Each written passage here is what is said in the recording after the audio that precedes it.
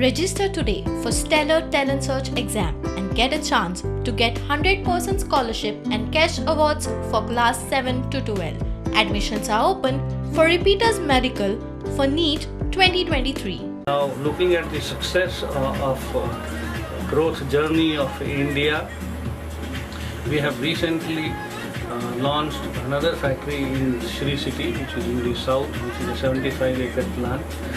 With this, our total capacity will be 2.5 million room air conditioners, over 100,000 VRVs, and we also have AI IoT center. Looking at the Prime Minister clarion of making India as manufacturing hub for India, make in India, make for exports, Daikin has aligned its activities along with the Prime Minister's vision, and we are also putting up a compressor factory in India. We are trying to create through PLI, Atmanirbhar scheme, etc., which are the initiative by the government to promote local manufacturing, to take air conditioners globally. So this second factory will also primarily be exporting to many countries, not only which are nearby like Middle East and Africa, will also be going to North America.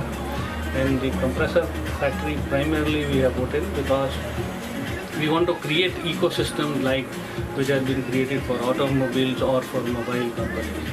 So being a leader globally and also #1 company in India, we want to further enhance our presence across, and therefore today morning we have opened a branch office also in Goa. And and as he's mentioned, it's not really about sales. And he has been training my team for the last 12 years. That's the reason I'm very strong and I'm very confident that this brand is going to give a lot of more solutions to customers which other brands will not even think about.